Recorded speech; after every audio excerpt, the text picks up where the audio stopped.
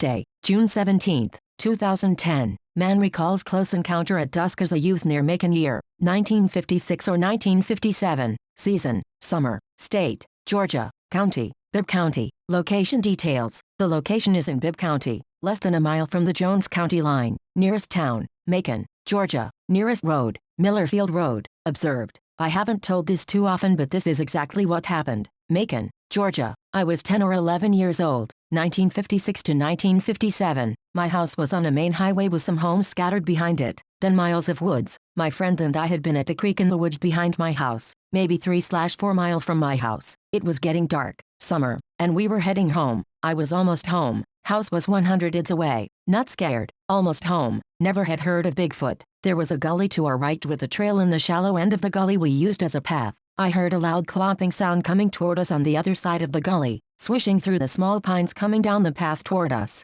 I thought it was a mule that had gotten out and I would try to catch it. That is how loud it sounded as it came toward us. When it came up on our side of the gully, I saw a large ape-man-like hairy creature jogging toward us on the path on two legs. Needless to say, my friend and I didn't stay around for an extended look. Maybe 2 to 3 seconds of observation, then we took off. The creature was probably close to 6-7 feet tall. It looked like that video, Patterson-Gimlin film. When we told our parents and playmates, we were the subject of much ridicule. That is until about a week or so later, when 5 or so of them were down at the creek damming it up. I wasn't with them as I no longer played in the woods. Well, they saw the thing. This was the middle of the day, as they came running out of the woods, some of them crying, they were so shaken. Their parents called the sheriff and he said it was probably a bear. It wasn't. It was no hoax with someone in a suit. Other witnesses, myself and a friend. Later sighting was 6 kids. I do not know who saw what in their group. Time and conditions, dusk, almost dark. Environment, small scrub pines. It was in the subdivision that is next to Bowden Golf Course. There are homes there now, but there were only a few then.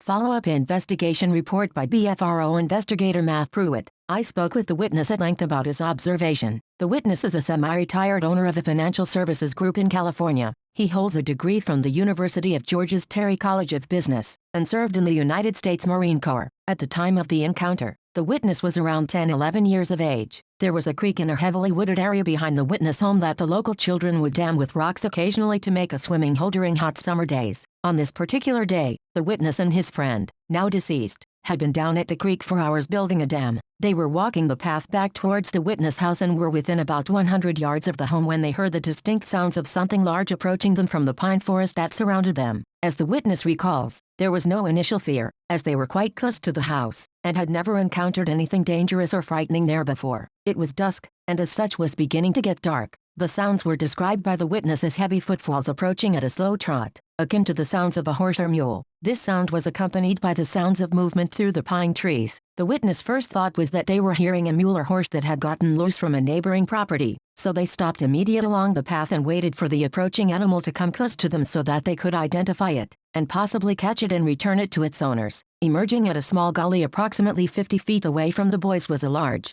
upright, hair-covered creature that the witness described as massive and ape-like. In the fading twilight, he could see that the creature was approximately 7 feet tall and had a uniform covering of long hair on its body. The boys stared at the creature for a few seconds before breaking away and running as fast as they could back to the house. The witness was absolutely terrified at the sight of the creature he had just seen. It was something that he was completely unprepared for. Roughly a week later, the witness' brother and a few of his friends claimed to have encountered the same creature during daylight hours while playing in the creek. Alarmed, the neighborhood parents called the local sheriff's office. The police assured the parents that the children had likely seen a bear, but the kids, some of them teenagers, were adamant that what they had seen was not a bear. It is important to note that these events occurred before the modern Bigfoot media hype, and as such, the witness had no point of reference for the creature he'd seen. Over a decade later, the witness saw the Patterson-Gimlin film on television and was awestruck at the footage, particularly by the similarity of the film subject to the creature that he encountered. The encounter has had a long-lasting impact on the witness. During our conversation, he told me that a few years ago he had visited Yellowstone National Park, and during his visit had a close, harrowing encounter with one of the park's resident grizzly bears. As he put it, "I remember that grizzly encounter as if it happened last month, but I remember the encounter with the creature over 5 decades ago as if it happened last night.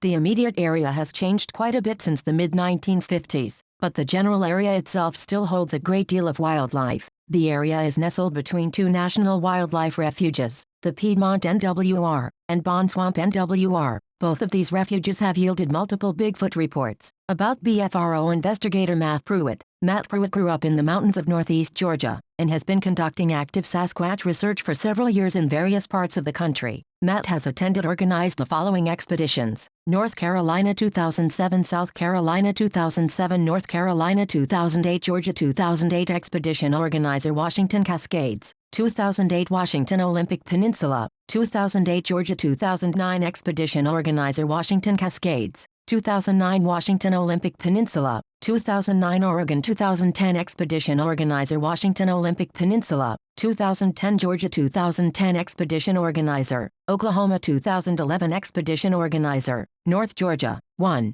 2011 expedition organizer, North Georgia, 2, 2011 expedition organizer Arkansas 2012 expedition organizer, North Georgia 2013 expedition organizer, North Carolina 2013 expedition organizer. Matt is a trained visual tracker. During the summer of 2007, Matt co-instructed a tracking course for BFRO members in the Southeast. In 2009, he co-instructed an updated version of the same course for BFRO members in Utah. He currently lives in Northeast Georgia. He can be contacted at georgia@bfro.net.